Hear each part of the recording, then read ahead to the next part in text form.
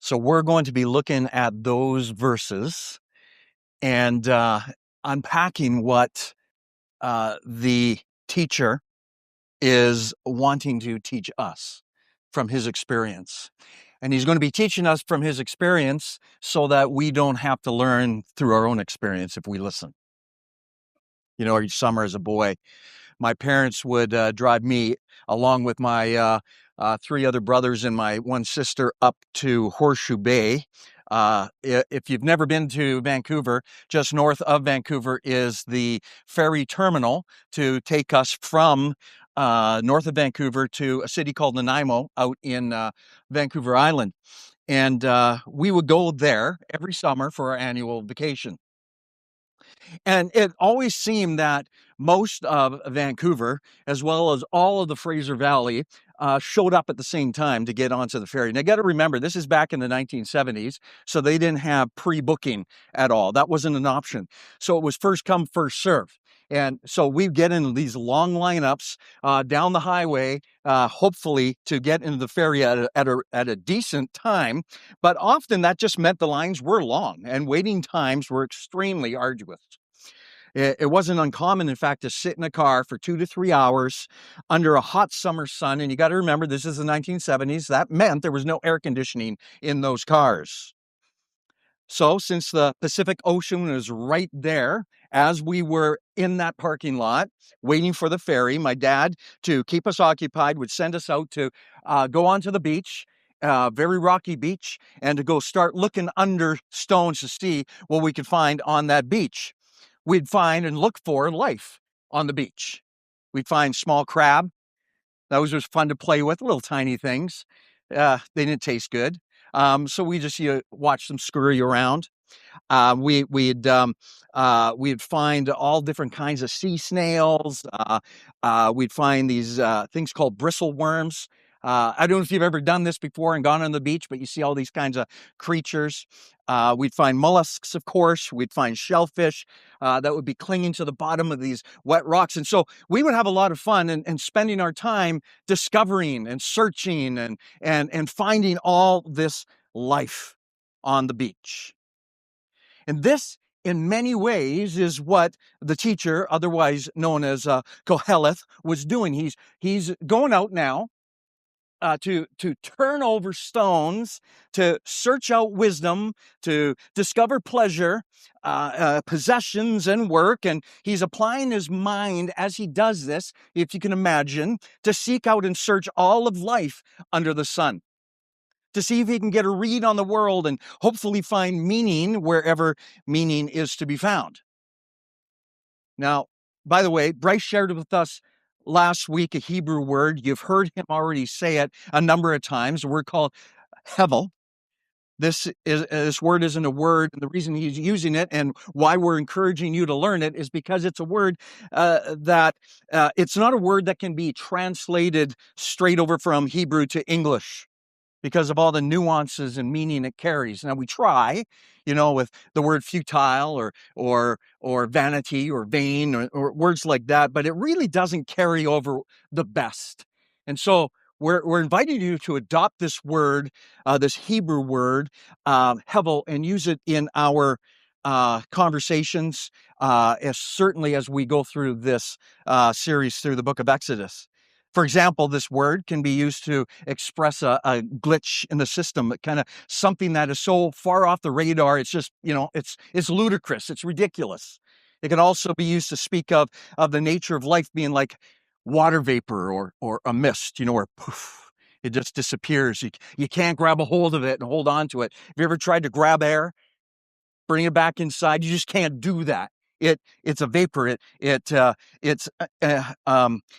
insubstantial. It amounts to nothing. It vanishes quickly. It's momentary. It's elusive. The phrase "here today, gone tomorrow" kind of helps help us understand a little bit about what that word is. It's used at times, in fact, to present the idea of hollowness. Something that's devoid of meaning, having no value or significance, as in a purpose being incomprehensible or just empty. And so we've adopted that Hebrew word hevel as our own to help us understand what the teacher is trying to express, and that is why you are hearing that word used. So Qoheleth begins his stone-turning adventure for as long as time will allow. And what he discovers is that it's all hevel. His comprehensive, time-consuming, stone-turning search just, quite frankly, comes up empty. Like all the sand has slipped through his fingers and he's now holding nothing. But here's the question, has it? Has it come up empty? Truth is that he actually does find something worth taking note of here that'll transcend this sense of hevel. This truth is what we're also going to discover as we now go on this walk with him on the beach, turning those stones. So let's look at the first stone. The first stone he turns over is wisdom. We find this in verses 12 to 18. And maybe, just maybe, he's going to find some meaning there. So he goes over and he lifts that stone to see what is underneath. Verse 12, I, the teacher, have been king over Israel and Jerusalem. I applied my mind to examine and explore through wisdom all that is done under heaven. He, the teacher, sought to find fulfillment and meaning through human knowledge and wisdom. So far, so good. I think he's on the right track. It's a good thing to go on. But he continues on in verse 13. God has given people this miserable task to keep them occupied. That was a quick turn, don't you think? Right off the bat, he describes this thing that he's trying to discover, a miserable task. Wisdom, a miserable task. But notice how it's God who's given us this unhappy business right away. Why? It's because it's God's judgment. God made us in his image to glorify him, but we as mankind have all turned from our Creator. Life in a fallen world is full of tiredness and toil and trouble. And here's the thing with wisdom. What he's getting at here is that wisdom helps us see what's wrong with the world. Look at verse 14. I've seen all the things that are done under the sun and have found everything to be hevel or futile, a pursuit of the wind. Life under the sun is fleeting, is futile, it's elusive. Trying to control life is trying to, as I said, trying to grab air and hold on to it. By the way, anybody here ever watch the news lately? If you watch the news, it is so depressing, isn't it? I've begun the habit of just looking at the news headlines only once a week in order to actually still keep up and up to date on what's going on. But to be honest, I just love to sleep too much to have the world's affairs on my mind every day, especially given the fact that I can't fix it.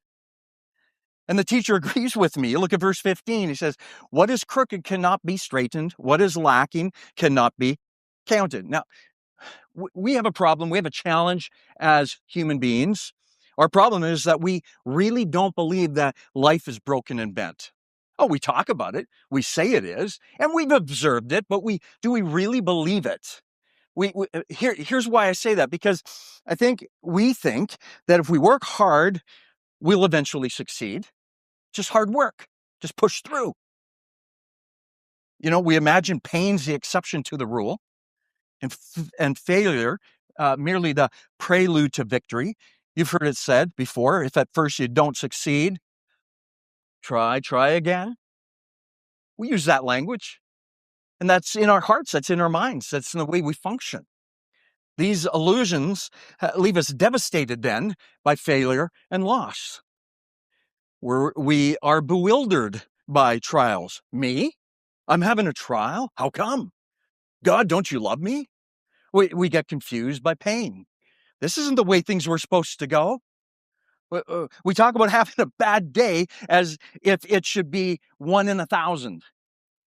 But Ecclesiastes, and by the way, really, the rest of Scripture, when you read it right side up, tells us that they're all bad. The sooner we face the fact that we live and work in a sin-cursed world, the more realistic and stable we're going to be. We'll stop expecting things to always get better. We won't be so surprised when they sometimes even get worse. We no longer fear bad news, not because we hope it's not coming, but because we know it is. Verse 16 tells us that the preacher surpassed all others in wisdom and knowledge, yet even he concludes in verse 17, therefore I hated life because the work that was done under the sun was distressing for me, for everything is futile and a pursuit of the wind. That, church, is definitely hell. Why does he have this attitude? Verse 18, with much wisdom is much sorrow. As knowledge increases, grief increases. What does he mean? It's because wisdom opens our eyes to the world's problems, but also wisdom lets us know that we're unable to fix all that's broken and wrong. I think that helps us understand the phrase, ignorance is bliss. Sometimes it's just better to cover our ears and go, I just don't want to know. Like learning about all the diseases in the world can't prevent illness, but it can make us more worried and fearful about getting sick. Okay. If wisdom doesn't work, then let's go over to the next stone and let's turn that one over and see what's underneath there. Starts in chapter 2. Maybe we can escape hell by experiencing pleasure instead. Look at verse 1 of chapter 2. I said to myself, go ahead, I will test you with pleasure, enjoy what is good. So what does he do? He throws himself into living the good life. He got and did whatever he wanted to do. He's living you only live once, and since you can't take it with you, squeeze every last drop of pleasure you can today type of life. You know that old saying, eat, drink, and be merry, for tomorrow you may diet or die? So how did the preacher, his pursuit of pleasure pan out? As he turned over that stone and he looked at it, what came out of that? What was the result? It wasn't well. It didn't pan out very well. Look again at verses 1 and 2. But it turned out to be futile. I said about laughter, it is madness, and about pleasure, what does this accomplish? Continuing on into verse 3, we say that he sought comfort in wine to escape the drudgery of life. He was looking for distraction from the grind of his everyday. Here's the thing, church. We do that too. Much too often, I think. Many of us distract ourselves with entertainment to unwind, to chill, decompress. Our screen time keeps going up as we doom scroll and binge watch. Or we escape into the experiences of food and holidays and shopping and sports, and some even find an escape through crochet, I heard. I don't know how, but they do. Such escapes may provide temporary relief and enjoyment, and in and of themselves, they're not necessarily wrong things, but they can't give us lasting satisfaction. Entertainment is simply a means of dulling ourselves to the toils and the troubles of reality.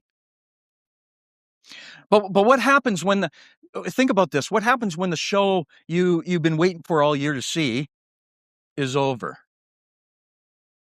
You've been there, it's done, it's now over, all that expectation. What about the cruise that you've been planning to go on for the past 6 to 9 months is done and you're on your way home? What happens after the buzz of that wine wears off? The teacher shows us that pursuing pleasure is hell. It's a chasing after the wind. It's so fleeting. Here today, gone tomorrow. So what does he do? So he runs to another stone and he turns that over. Maybe it's here. This has to be the stone where we're going to find that escape from hell. It's called possessions. After all, acquiring and achieving things must be more permanent than pleasure, don't you think? I mean, you can actually hold it in your hands. You can see it. You can experience it. So Qoheleth sought security and he sought solace in real estate. I increased my, in verse 4, I increased my achievements. I built houses and planted vineyards for myself. I made gardens and parks for myself and planted every kind of fruit tree in them. I constructed reservoirs for myself from which to irrigate a grove of flourishing trees. Sounds so good, doesn't it? But it sounds like what he was trying to do was recreate Eden. But only God, not man, can restore paradise lost, truth be told. But think about how we do the very same thing. We do. We want Eden in our worlds too, where we live. I, for one, want the best dandelion free lawn on the block. And so I put all my efforts into that worthy task. Reality, really, it's my pride that's on the line. Or we say that we're putting all of our resources into make our home a nicer home and maybe even more inviting. Yeah, that'll work. It's making a more attractive place. In fact, don't we say a man's house is his castle? Like that's kind of value we put on it. It's like we want to think more about our situation than is the reality. But it's still hevel. The dandelions keep coming back. My garden continues to grow weeds. My nice house needs a new roof or a furnace or flooring or I have to fix the plumbing. It's hevel. Now, the difference between Qoheleth and us is his pocketbook. You know, when I say that I want a nice rose garden in the backyard, he says, I want the city filled with hanging gardens. Now, here's the thing. Our quest for our personal Shangri-La is a fool's errand. He continues in verse 7, I acquired male and female servants and had slaves who were born in my house. I also owned livestock, large herds and flocks, more than all who were before me in Jerusalem. I also amassed silver and gold for myself and the treasure of kings and provinces. I gathered male and female singers for myself and many concubines, the delights of men. This guy was prosperous. He was successful as far as the world can't consider success. He was one powerful guy. He had so much wealth. He had many workers. He had fortune. He had fame. He had it all. And he even got singers. Did you see that? This was the ancient version of Spotify. It was like having music on demand, his personal playlist of his favorite songs. He's living the life that many today dream of. Whatever his heart wanted, the teacher got. Money, power, sex. Still the idols of our day, by the way. I mean, he had it all. Verse 10, all that my eyes desired, I did not deny them. I did not refuse myself any pleasure. The teacher did exactly what our culture calls consumerism. Why wait when you can have it now, today? If you see something you like, just buy it. Be good to yourself. I mean, you deserve it after all. But will we really, truly be satisfied when we have it all? Qoheleth made it to the top of Jerusalem's all-time rich and famous list. You see this in verse 9. So I became great and surpassed all who were before me in Jerusalem. This guy arrived. He arrived. And notice that he didn't allow himself to be carried away by his own success. Because remember, he's still on a quest for meaning. You see the second part of verse 9? My wisdom also remained with me. He's still evaluating whether pleasure and possessions can provide lasting gain. And so what's his verdict? He tells us in verse 11, when I considered all that I had accomplished and what I had labored to achieve, I found everything to be futile, everything to be hevel and a pursuit of the wind. There was nothing to be gained under the sun.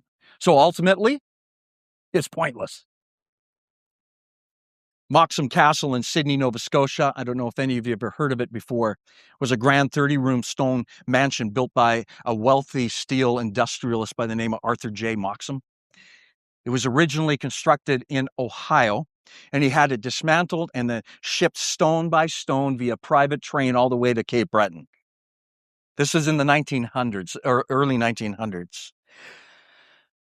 Had it set up, but then following some family tragedies, the estate was eventually abandoned, fell into severe ruin, and burned down finally completely what was left in 1966.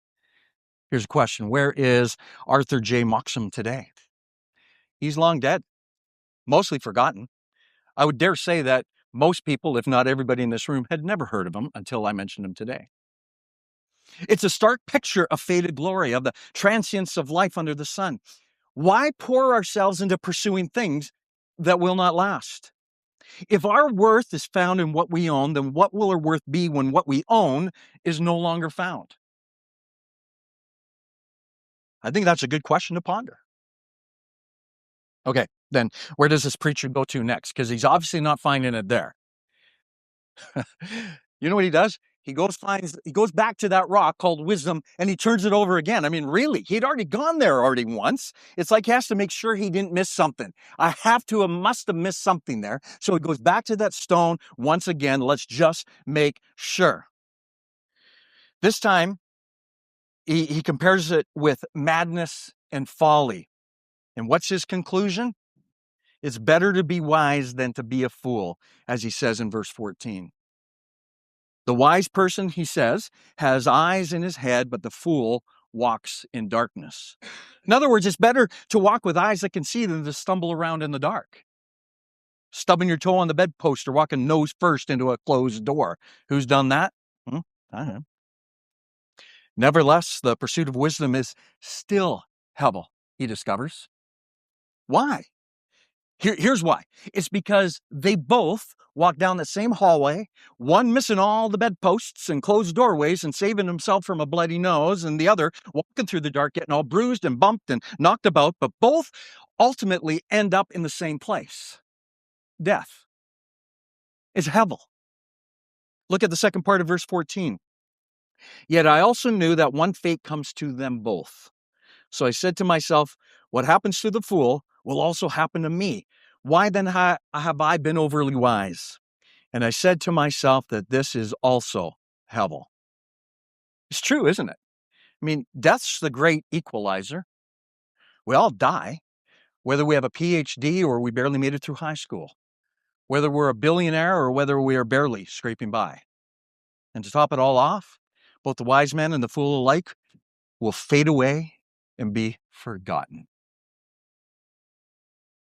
Verse 16, for just like the fool, there is no lasting remembrance of the wise, since in the days to come, both will be forgotten. How is it that the wise person dies just like the fool?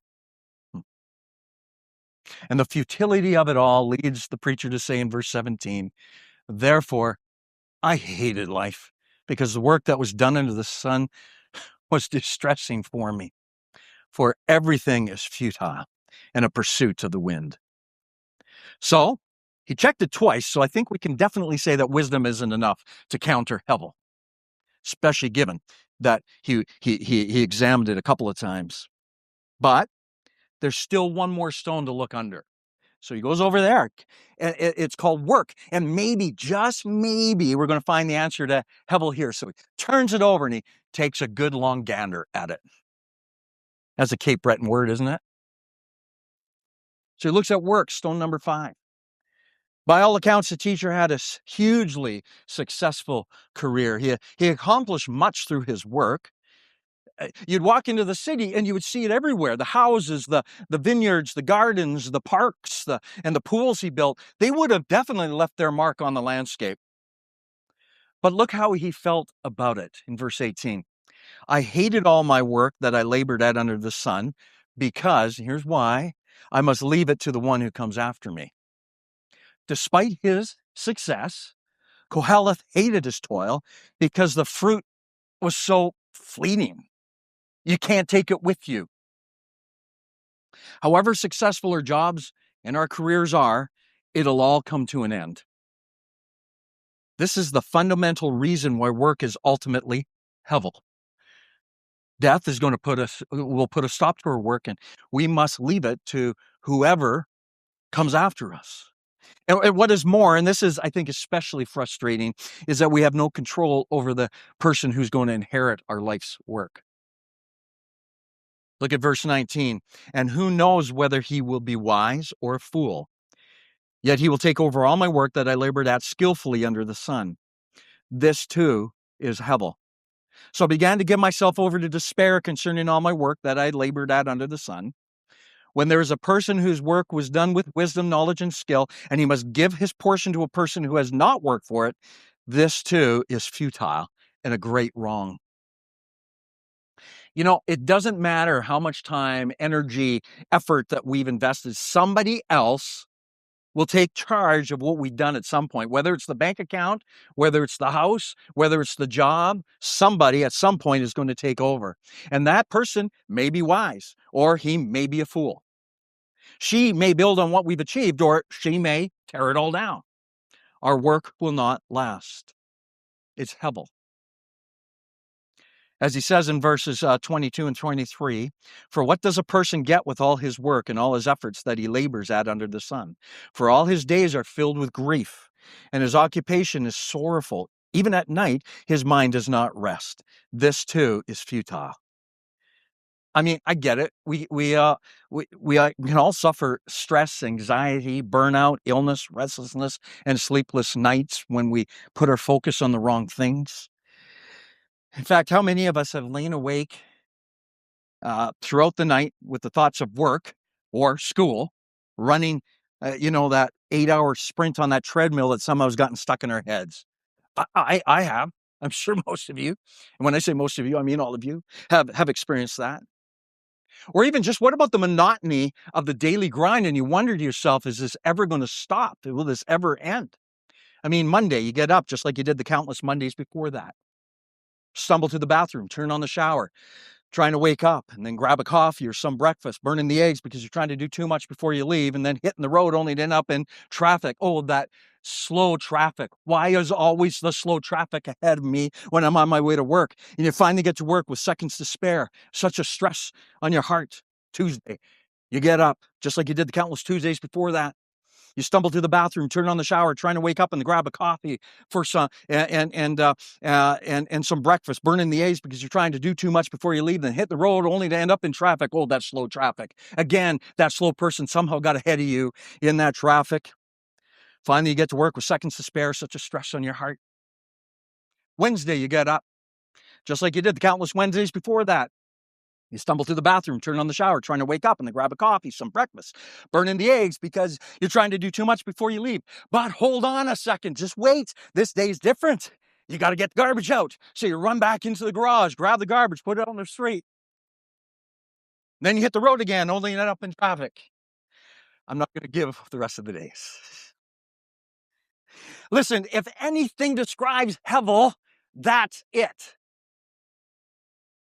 To be clear, work itself is not a result of humanity's fall, is not a result of humanity's fall into sin. I mean, God gave us work as a gift. We see that already in the very beginning, right in Genesis. He put man in the garden to work it and to look after it. It was a joy. It was a pleasure. It was an honor. It was life-giving. Work gives purpose and can bring pleasure. It's a good thing. However, work has been affected by the fall. And in a broken world, work is ultimately Hevel. And that's his conclusions. So after all this stone turning, what's his conclusion? He's shown us wisdom, shown us pleasure, shown us possessions. He checked wisdom again, of course. Work finds her not enough. Indeed, all is Hevel. But this doesn't mean we can't have joy now. Did you hear? This doesn't mean it sounds like as though life is depressing and there's no joy. But we can have joy now. In verse 24 and 25, the teacher tells us how. There's nothing better for a person than to eat, drink, and enjoy his work. I've seen that even this is from God's hand, because who can eat and who can enjoy life apart from him? Now, is he saying since all is Hevel that we might as well just have a good time before we die, that we should, party all night? I mean, is that the solution? No. Don't miss the key point of his counsel to us. Instead of all of our self-striving for personal gain, it's better to eat and drink and enjoy our toil, because all these things are from God's hand. They're gifts. So far, the preacher's quest had been man-centered, focused on himself. But we can't leave God out of the picture because all things come from God. He is the giver of gifts as well as the giver of the enjoyment of the gifts. Look at verse 25 again. Who can eat and who can enjoy life apart from him?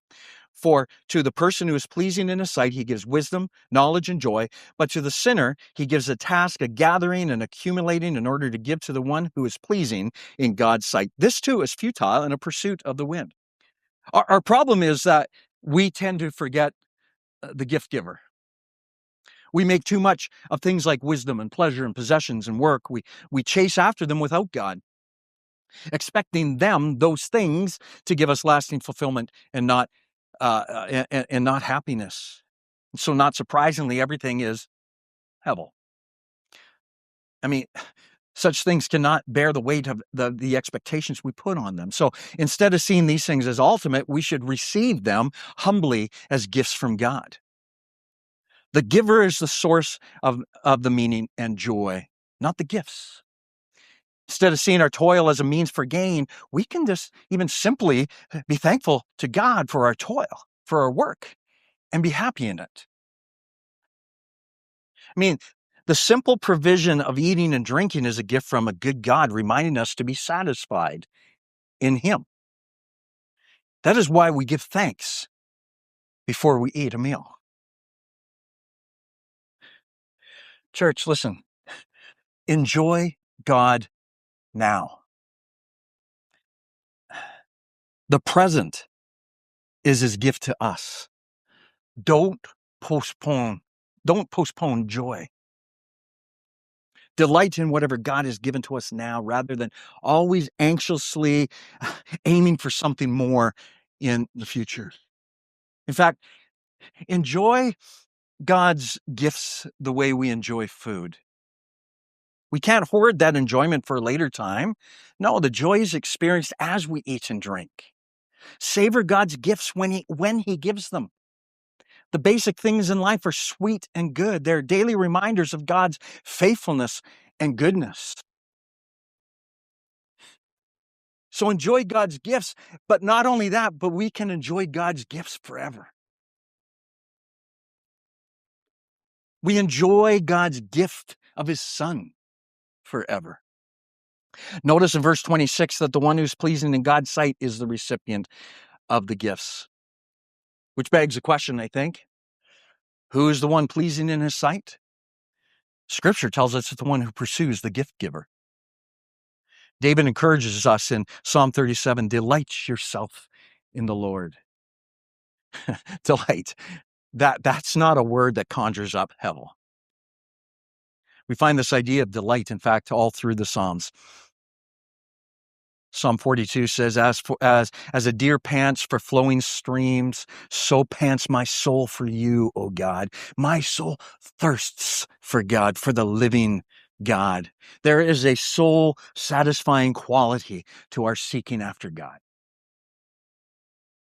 C.S. Lewis stated that humanity has no other way to satisfy their deepest longings than with God. He wrote in his book, The Weight of Glory, this quote, "We are half-hearted creatures, fooling about with drink and sex and ambition when infinite joy is offered us." Indeed, church, there is one true object of human desire and happiness: God. It's not that all of our heart's desires are wrong, but that we try so many wrong things to satisfy those desires.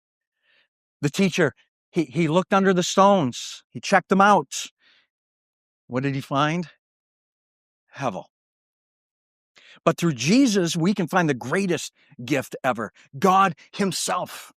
And in faith, be found pleasing in His sight, thus then enjoying Him and all His gifts we receive from Him forever. Why don't you take a moment to reflect on these questions that I'll have on the screen for you for a few moments?